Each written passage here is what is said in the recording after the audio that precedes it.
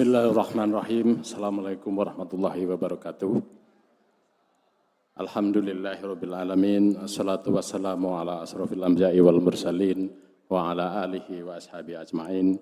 Amma ba'du. Yang saya hormati penasihat khusus Presiden dan juga bos saya, Pak Jenderal Purnawirawan Dr. Wiranto,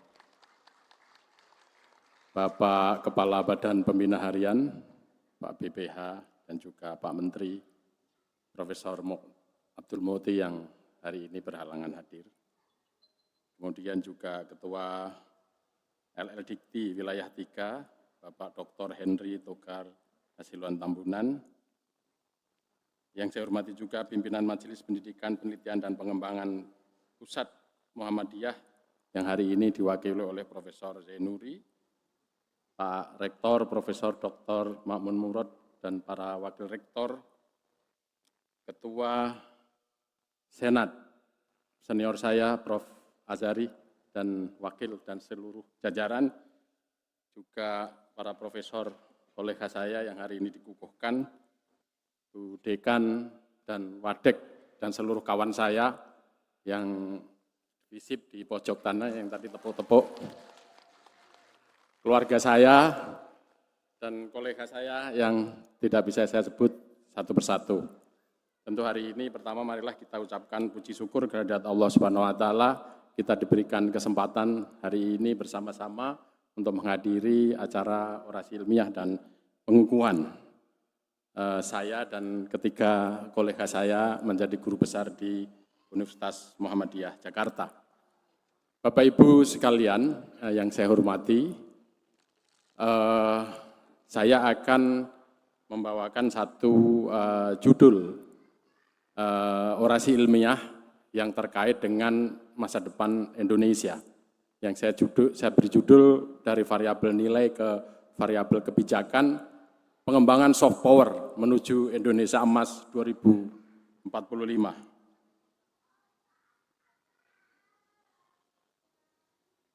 Ya. Perkenankanlah saya mulai orasi ilmiah ini dengan membacakan satu ayat, yang ayat ini substansinya adalah agar kita berpikir tentang sejarah untuk kemudian menetapkan satu visi ke depan. Bismillahirrahmanirrahim. A'udzubillahi minasyaitonirrajim. Bismillahirrahmanirrahim.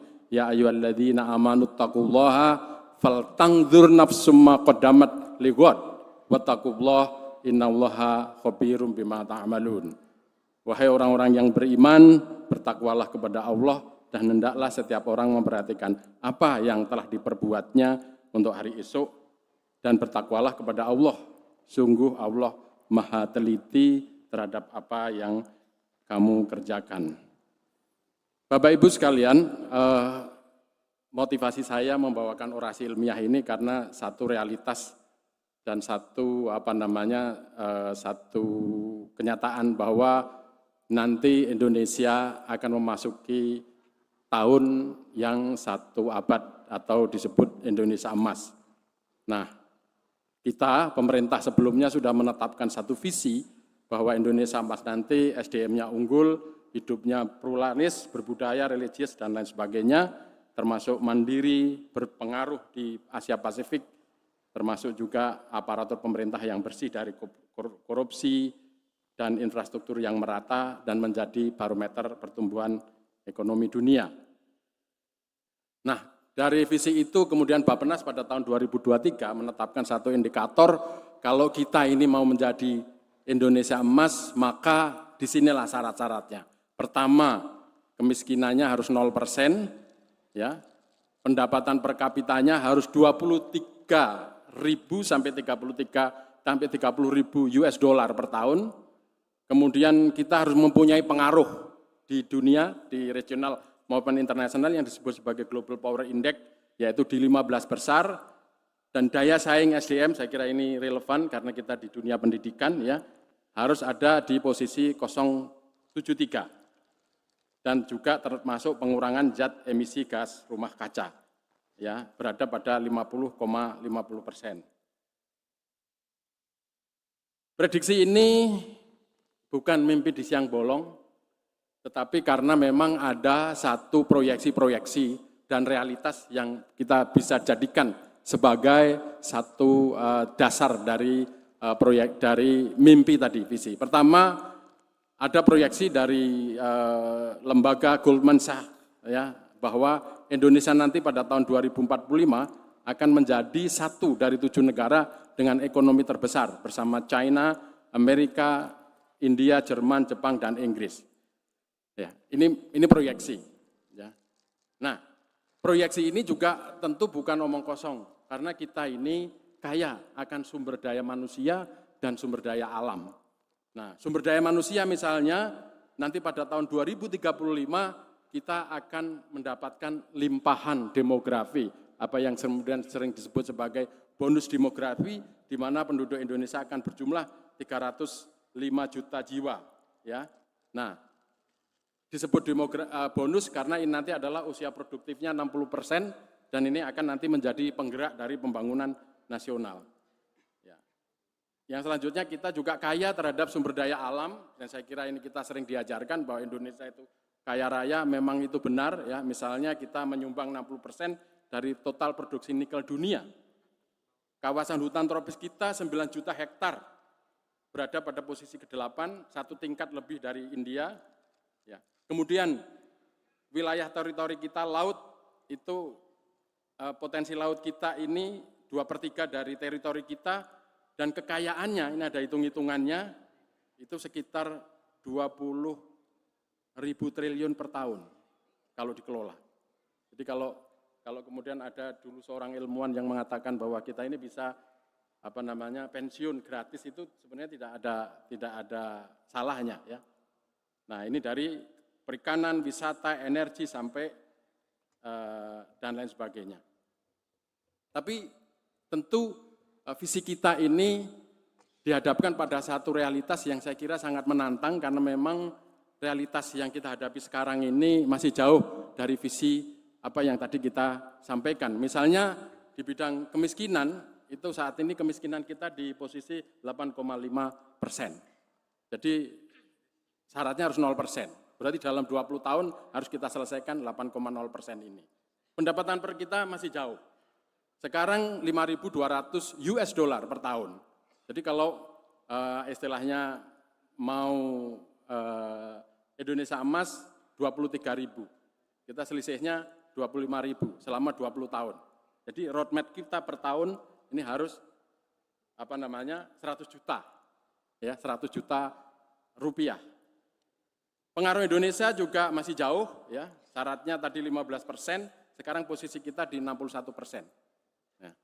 Kemudian SDM, ya SDM itu syaratnya harus 0,73, kita masih di posisi 0,54. Nah, termasuk penurunan gas emisi rumah kaca. Bapak-Ibu sekalian, saya tadi dalam judul saya menyampaikan, saya menggunakan apa yang disebut sebagai soft power. Nah, soft power ini saya harus sampaikan bahwa saya pinjam dari teori ahli politik internasional yang Joseph Nye, ya, yang membagi power itu ada 3. Yang pertama hard power, kedua soft power, dan ketiga smart power. Kalau hard power itu intinya kemampuan untuk mempengaruhi, memaksa dengan cara memaksa, mengancam, ya. Nah, ini kalau di dalam teori hukum hubungan internasional ini adalah paradigma yang dekat dengan teori realisme. Ya. Variabel utamanya adalah kekuatan militer sebagai alat koersi. Tadi saya dibisikin Pak Yunanto ini orasinya akan soal Venezuela katanya. Nah, ini contoh Venezuela ini adalah realisme dan hard power. Ya. Nah, ini sebenarnya berkembang sampai Perang Dingin. Ketika di situ kontestasi negara itu didasarkan pada kekuatan militer. Ya. Nah, tapi sekarang memang kayaknya ada kecenderungan mau balik ke situ lagi. Ketika sekarang Amerika misalnya kemarin melakukan sesuatu di Venezuela dan kemudian akan mengakuisisi Greenland. Ini kayaknya akan balik situ. Nah, tema saya adalah teori yang saya gunakan adalah soft power. Nah, soft power hampir sama, yaitu kemampuan untuk mempengaruhi, tetapi yang digunakan bukan koersi, tapi lebih kepada persuasi, atraksi. Jadi sama-sama mempengaruhi, tapi kita dengan menggunakan satu atraksi atau persuasi, bujukan. Nah, variabel utamanya adalah nilai, kebudayaan, dan kebijakan. Ya, bagaimana nilai ini menjadi menarik, bagaimana kebudayaan ini menarik, bagaimana kebijakan-kebijakan yang diciptakan oleh pemerintah itu menarik juga. Nah, kalau smart power tentu gabungan antara soft power dan hard power. Nah, ini menyaratkan bahwa untuk mengembangkan soft power ini kita harus, suatu negara harus menciptakan satu institusi. Misalnya Amerika dulu ingin mengembangkan nilai-nilai liberalisme, menciptakan IMF, WTO, dan lain sebagainya. Nah, kekuatan ekonomi juga bisa menjadi hard power maupun soft power. Dia kalau dijadikan satu soft power, kalau digunakan untuk daya tarik bagi negara lain. Nah, dari titik ini kemudian saya merumuskan orasi saya itu menjadi 2 pertanyaan saja. Bagaimana Indonesia ini mempunyai satu pengalaman sejarah yang mengelola soft power-nya sehingga memberikan pengaruh pada dunia global maupun regional. Yang kemudian selanjutnya tadi ini sejarah, ya, Faltang Durma Kodamat tadi ini. Kemudian ligotnya adalah bagaimana Indonesia nanti akan menggunakan soft power ini, ya, yang dalam bentuk variabel kebijakan untuk mendukung pencapaian Indonesia Emas yang dengan variabel-variabelnya tadi. Ya. Oke, nah Bapak Ibu sekalian yang saya hormati, bahwa kajian saya dari Orde Lama sampai Orde Reformasi, Indonesia itu mempunyai kekuatan soft power yang bisa mempengaruhi dunia pada saat itu. Misalnya pada Orde Lama, itu kekuatan soft power kita itu pada nilai kemerdekaan, anti kolonialisme, anti imperialisme, dan ketidakberpihakan atau non-blok. Nah, sejarah membuktikan pada tahun 1955 Indonesia bersama 6 negara ini bisa menggalang, ya, mengajak, mempengaruhi 30 negara untuk menjalankan apa yang disebut sebagai Konferensi Asia Afrika di Bandung yang menghasilkan Dasar-Sila Bandung. Dan kita tahu yang belajar politik bahwa Konferensi Asia Afrika ini menjadi dasar bagi terbentuknya non-blok pada tahun 1961. Ya. Dilanjutkan oleh Orde Baru. Orde Baru juga punya soft power yang menonjol. Apa? 1, stabilitas, perdamaian sebagai dasar daripada kemakmuran. Ini adalah nilai yang menonjol dari Orde Baru. Tentu nilai-nilai yang Orde Lama tadi dilanjutkan, tapi kemudian diangkat di situ. Nah, nilai-nilai stability, security, as a base for prosperity, ini menjadi satu dasar dalam pembentukan ASEAN. Maka pada waktu itu, kita sebagai negara terbesar ASEAN, kita dianggap memberikan warna terhadap pembentukan ASEAN. Lebih dari itu, pada masa Orde Baru, Indonesia juga menjadi mediator dan fasilitator dalam berbagai konflik. Misalnya, tahun 88 2 kali memfasilitasi dialog antara Kamboja dan Vietnam. Kemudian juga kita menjadi mediator dari konflik di Mindanao Selatan, MNLF, ya. Yaitu ada separatisme di sana yang ingin memisahkan diri. Nah, selesai Orde Baru, kita masuki pada Orde Reformasi, kita juga mempunyai soft power yang menonjol, yaitu apa? 1, demokrasi, HAM, pluralisme dan moderasi beragama. Nah, ini oleh beberapa ahli, misalnya seperti Amitav Acharya dan kawan kita dari Muhammadiyah juga, Dr. Rizal Sukma, mengatakan bahwa demokrasi, HAM, pluralisme, dan moderasi beragama ini menjadi soft power Indonesia yang menjadi daya tarik dalam diplomasi Indonesia di internasional. Bapak Ibu yang saya hormati, nah sekarang kita sudah bicara, ini kita mempunyai kekuatan soft power dalam bentuk nilai. Bagaimana kita ke depan, ya? Nah, kita juga punya soft power, ya.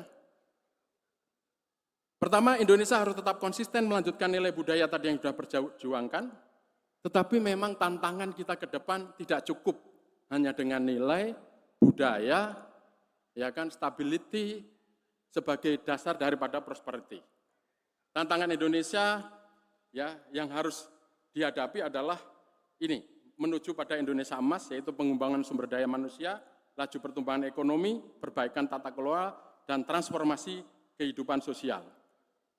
Nah, sekarang kita bicara pemerintahan kita pada saat ini, yaitu Bapak Prabowo dan wakilnya Pak Gibran. Kajian saya ternyata setelah beliau dikukuhkan ya, diangkat ya, itu memang sudah mempunyai arah terhadap penguatan dari satu kebijakan ya, yang kemudian merumuskannya dalam kebijakan yang disebut sebagai transformasi. Ada transformasi sosial, ekonomi, tata kelola, supremasi hukum, stabilitas, budaya dan lingkungan.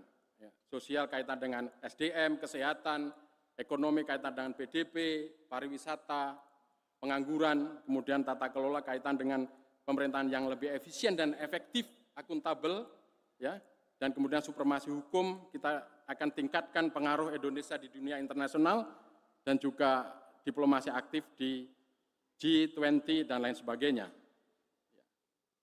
Bapak Ibu sekalian,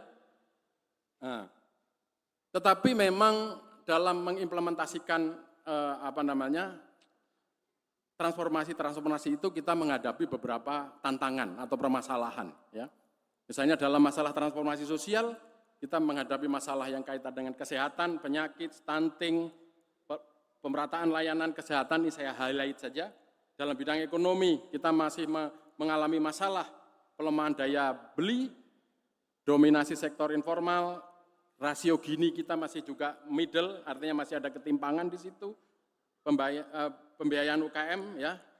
Masalah investasi misalnya kita masih menghadapi masalah premanisme, overlapping regulasi yang dari dulu sampai sekarang nggak selesai-selesai, kepastian hukum, infrastruktur dan lain sebagainya, dan juga maraknya pungli. Ya, ini juga masalah yang serius. Ada juga masalah birokrasi dan tata kelola tadi, ya kaitan dengan digitalisasi. Ini ranking birokrasi kita masih rendah di lingkungan ASEAN, masih KKN masih marak. Ini ada satu angka yang dirilis oleh Jaksa Agung bahwa korupsi kita ini sampai hari ini masih sekitar 30% dari APBN. Kalau APBN kita 3.000-an sekian, maka korupsinya sekitar 10.000 triliun. Ya. Indeks persepsi korupsi kita juga masih rendah. Nah, Bapak Ibu sekalian,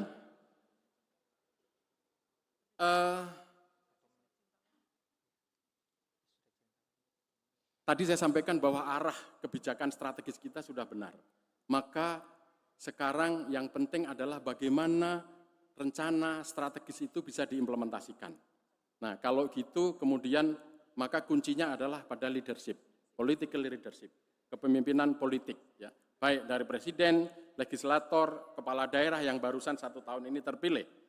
Maka saya menyampaikan di ini satu pesan bahwa secara politik, bahwa beliau, para pemimpin politik itu harus bisa mewujudkan janji-janji politiknya yang disampaikan kepada rakyat. Secara strategis, bahwa implementasi dari kebijakan tadi harus mengarah kepada pencapaian Indonesia Emas, dan secara taktis bisa menyelesaikan persoalan-persoalan yang dilakukan. Nah, kita berharap kepada pemimpinan Presiden Prabowo dan Gibran ini yang saya sebut sebagai mempunyai struktur kabinet jumbo, ya, dengan 48 menteri, 5 lembaga, 56 wakil menteri. Mudah-mudahan kabinet jumbo itu bisa memberikan kekuatan yang turbo, ya, yang bisa mempercepat, mengakselerasi dari tadi. Saya kira itu yang bisa saya sampaikan. Kesimpulannya saya kira marilah kita ambil kesimpulan sendiri karena waktunya yang terbatas. Dan rekomendasi ini saya mungkin paling akhir rekomendasi kepada kita komunitas akademik bisa berpartisipasi dalam pembangunan ini sebagai tangki pemikir bagaimana tadi menganalisa masalah-masalah yang kita hadapi, kemudian memunculkan rekomendasi-rekomendasi, juga sebagai motivator menyampaikan hal-hal yang baik kepada masyarakat, dan yang terakhir sebagai watchdog atau sebagai pengawas, atau namanya dalam demokrasi itu disebut sebagai checks and balances, dalam AIK itu disebut watawasau bil haq, watawasau bis sabri. Ya. Demikian orasi ilmiah saya. Perkenankanlah saya menutup orasi saya dengan mengucapkan terima kasih. Yang pertama tentu saya mengucapkan terima kasih kepada almarhumah kedua orang tua saya yang tanpa beliau saya kira saya tidak tahu akan jadi seperti apa.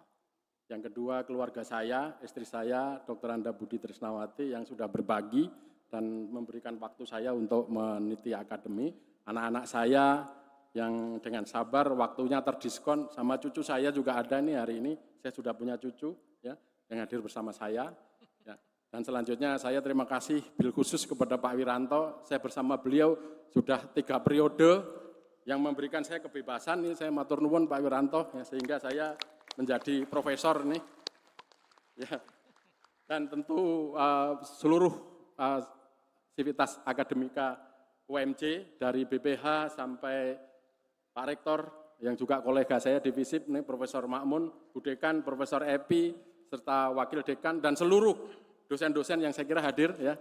Tim politik ya yang mendukung saya dan juga kawan-kawan saya, para hadirin semua yang tidak bisa sebut saya persatu karena keterbatasan waktu. Mudah-mudahan apa yang sudah saya capai kebersamaan kita ini menjadi amal kita yang akan bisa membawa kita di dunia hasanah wa fil akhirati hasanah. Sekian billahi sabil haq wallahu alam bisawab billahi taufiq wal hidayah. Wassalamualaikum warahmatullahi wabarakatuh.